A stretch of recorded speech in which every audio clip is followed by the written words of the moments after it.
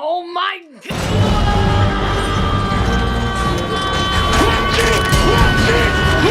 Bring down the old hearing, extrapolate region. I am directly below! Enemy screwed!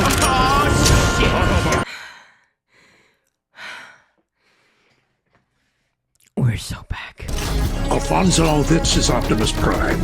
Hold on to your dreams. Never give up and never give in. Transform and roll out.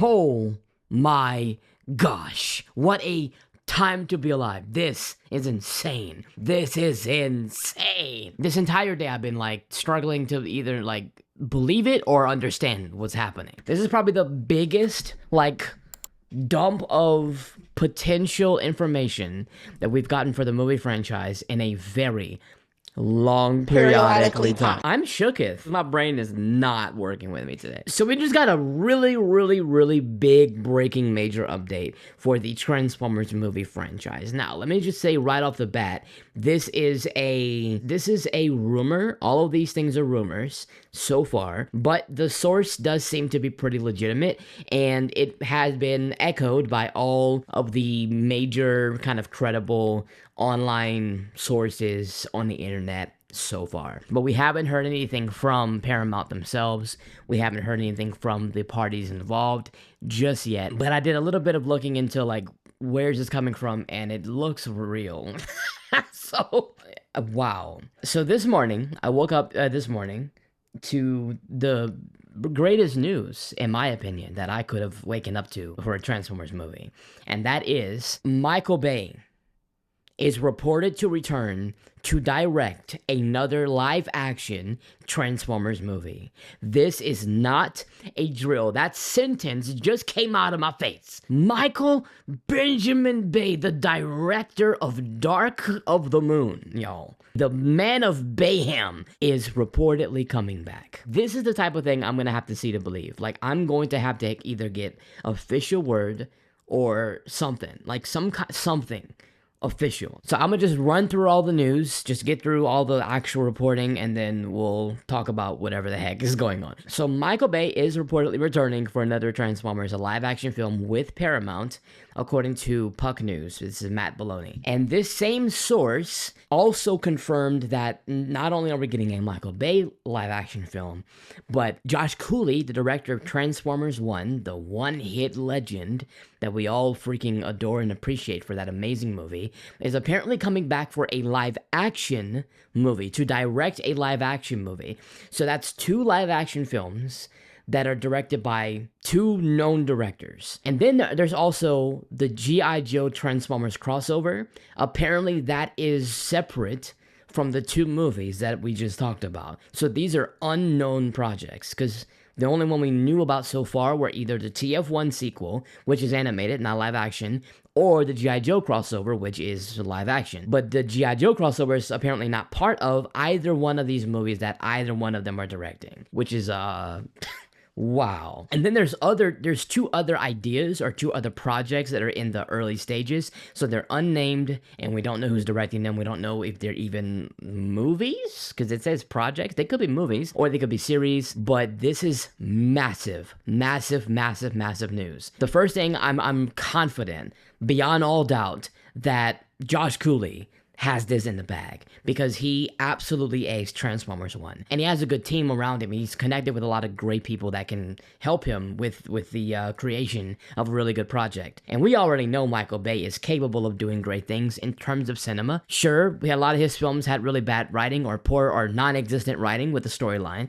but you just got to get better screenwriters. They just got to learn from their mistakes and improve. You know, people are looking at Michael Bay's worst performances and judging him based on that. I'm looking at his best. See, I'm looking at what he's capable of, not what he failed to do in one project. Because I think Age of Extinction is a really big blockbuster major film. some may not like the style or the taste, but it did perform extremely well in the box office. And then, of course, the trilogy, Revenge of the Fallen, there was a writer's strike. Dark of the Moon was incredible. The first one was incredible. Most fans agree on that. And, Age of Extinction was pretty cool. So it's really just The Last Night that didn't really register with basically anybody. Well, with one person. I know one person. I have one friend that actually likes The Last Night. Well, no, two people. I have two friends that like The Last Night. But the vast majority of people don't like that film. But I'm not judging Michael Bay off of The Last Night. He was pretty much exhausted, and maybe he just didn't want to do that specific one at that time. But now it's been 8 years since The Last Night, and if I'm gonna be real, it's time. It's time for something to shake up the franchise that's going to give us that surge that we need. Because right now we are in what I think is kind of a drought. It's not really a drought of content, it's a drought of results.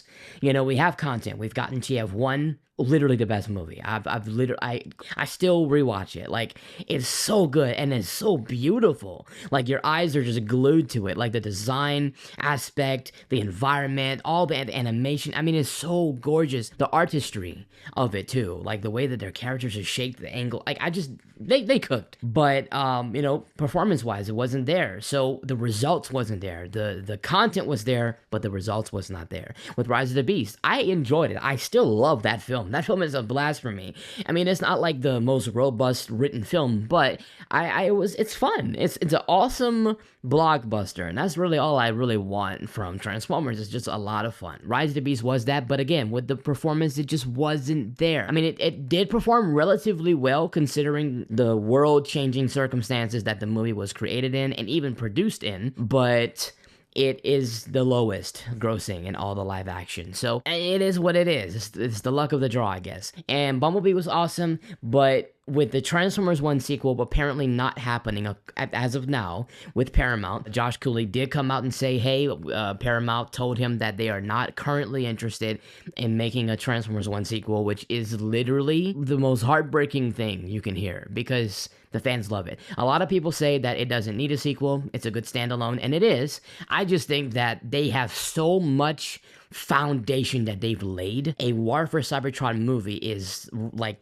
the next step, and that's what a lot of fans wanted. They wanted that Cybertron, but the war for Cybertron. This was kind of the origin of the characters. Now that we got their origin, we are literally are 1 foot in the door to get that Fall of Cybertron, War for Cybertron movie. If it has to be animated, fine. If it doesn't have to be live action like Bumblebee movie. So we're like right there. That's why it's so disappointing for fans. And I want to see it. I'm not going to turn down the sequel. I mean, yes, this can stand alone, but I don't think it should. And I think that they should hopefully take a chance on this. I think this is a good thing for the franchise with bringing Michael Bay in because he knows how to bring the cinema experience. He knows how to draw the public, people that are not really invested in a franchise like we are. They don't really care about the lore and all that. They just like, going to the movie. It's a good weekend hangout. They're not like diehards. They're not gonna check out every project that comes out for Transformers like we will. So I think this is a good thing because this is going to, when you get somebody like him who knows how to get the world's attention again and draw that crowd back to the franchise, with that revenue, with that kind of success, Paramount might feel confident at that point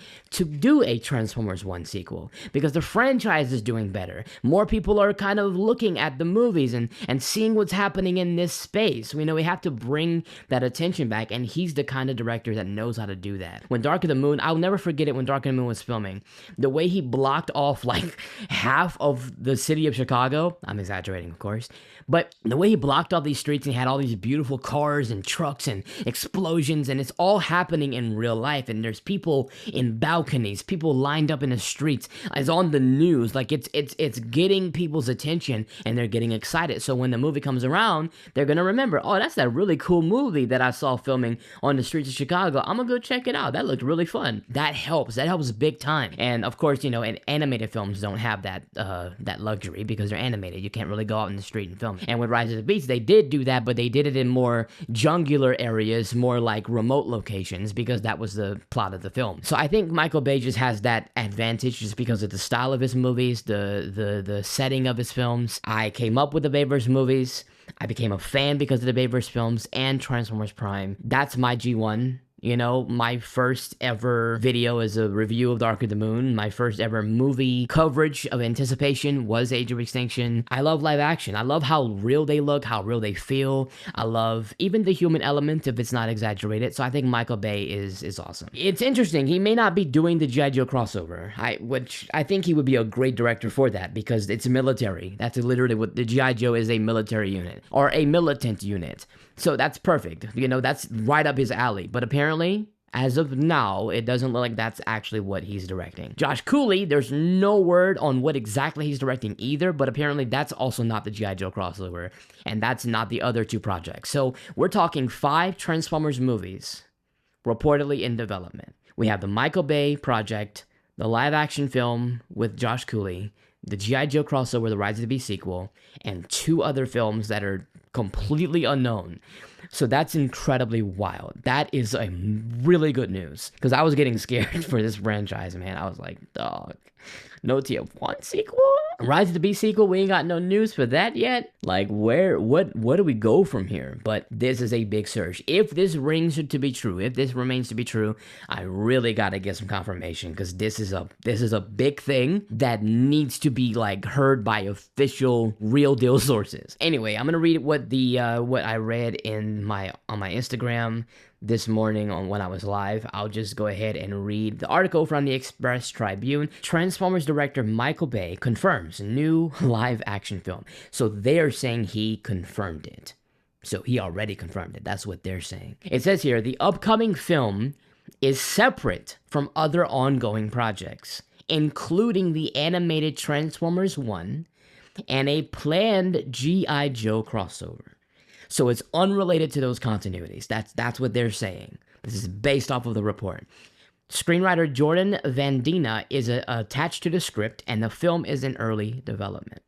Okay, I'm assuming that's the film that they're for Michael Bay. No release date has been set, but Paramount must begin production by 2029 to retain rights to the franchise. So whatever they do, if they're going to make a Transformers movie at all, they gotta begin production by 2029, or they're going to lose their rights to Transformers. And I think Skydance is going to be acquiring Paramount. So, I think they're trying to purchase Paramount. If that happens, then Skydance will kind of be over all of this. They're going to basically inherit the Transformers franchise. Now, I just wanted to get a little bit more information about who Puck is, Puck News. This is Matthew Baloney. He's the one that broke the story. He has this like private blog that you pay for, that you can actually get some insider information.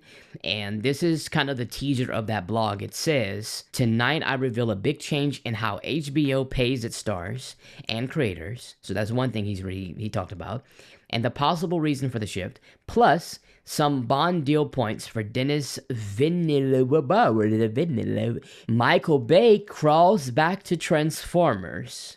And every single person who voted for themselves in the big nerd town. Okay, so this is the article where he kind of exposes it. He is a former editor of The Hollywood Reporter, which is a credible source, and an entertainment lawyer. Matthew is the author of Puck's flagship, What I'm Hearing, and the host of The Town, covering the real inside conversation about money and power in Hollywood. So this is a person who's very well invested in the inner workings of Hollywood. He has connections, he knows people, he has information from the inside, and that's kind of his thing. He posts, he's like a blog. He's kind of like a Daniel Richman. This is just to give you guys where this information is coming from. So this is a really reliable source. This ain't just, freaking Screen Rant.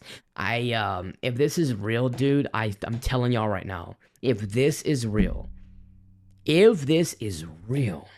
my life is made, dude. I also wanted to say, I'm surprised by how many people are responding positively. When this story broke, I saw a lot, like an overwhelming, let's freaking go from the fans. And I'm happy to see that because it makes me feel not alone. Because I'm happy that I'm not against it. The last night was a fumble, but the man can do movies. Like that was one fumble. The storyline and the rest of them wasn't TF1 level, but it can be. Like, the potential for that is still there. So I like to remain hopeful, that he can just get the right people in his corner and make a really strong story with Bayhem. If we get TF1 writers or TF1 writing with Michael Bay's Bayhem, we have a literal, love child. a perfect blend. We have perfection. Now, I just want to show you guys what we have so far for the IMDb page. This is the untitled Transformers film, the G.I. Joe crossover. This is supposed to be the sequel to Rise of the Beast. So far, this is how it looks. Still pretty much the same as always. It says it's in pre-production, and it has a description. It says the Autobots team up with covert organization G.I. Joe in the middle of an ongoing war with the terrorists known as Corber. So they're going to be uniting with G.I. Joe. It's going to be a military kind of Transformers movie. We've had a military element in Transformers movies. That's not like a foreign thing for live action. So I think almost every live action film had a military element, if not all of them. The writer is Derek Connolly, and Chris Hemsworth is set to... I forgot about that. I forgot Chris Hemsworth was starring in this. Bro, Chris Hemsworth is he really into this Transformers franchise. He is digging in deep. So yes, y'all, that's what we have so far. I think Michael Bay is one of the people that can resurrect the franchise from the drought of performance, the drought of the lack of revenue. I don't know, I just think he can do it. I just think he has this in the bag. And he had 8 years to take a break, so he's not going to be super fatigued with the franchise, doing one after another, after another, after another, after another, 5 times. He's got almost a decade of a break, and it's going to be awesome. It's possible that this can be in the Bayverse, because it's not connected with the G.I. Joe crossover. According to what they're saying now, that could obviously change, but it's not connected. It's a completely different thing from TF1's continuity and the Rise of the Beast continuity. So it could just be the Last Night sequel. Do I want it to be the Last Night sequel? Not really. It would be cool if he does a Bayverse prequel. I would be cool with that. Or a spin-off movie, maybe a World War II film, right? Where they're kind of back in time, and it's the Bumblebee and Hot Rod, and they're doing they got a little mercenary group. I probably wouldn't really want an Origins film, because TF1 has just mastered the origin thing for me. So I don't know what they can do, but whatever they do, I know he's gonna kill it, So if this is real, I'm going to be keeping up with this, to be watching for some kind of official confirmation, but it is a pretty reliable source. Michael Bay, thank you. Please get Steve Jablonsky back. I'm gonna actually cry if you do. Josh Cooley, thank you so much. You're amazing. Please get Brian Tyler back. I don't believe it. I don't believe it. But if this is real, then a golden age is coming. If this is real, this is the ingredients of a resurrected franchise. These are the ingredients of a new golden age. This is looking good for me. As a Bayverse fan, of course I'm biased, but the man knows what he's doing. If all of this is cap, we ride at dawn. I'm gonna be so finished, dog. If this is not real. But anyway, this is incredible news, and I can confidently say, because of this news, at last, there is hope. After all, the future looks pretty bright right now, if this is true. Let me know what you guys think in the comments.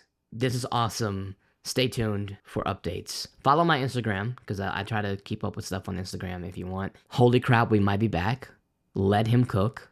Left cheek. Thank you so much for watching. I will see you in the next one. Till all are... Michael Bay's coming back.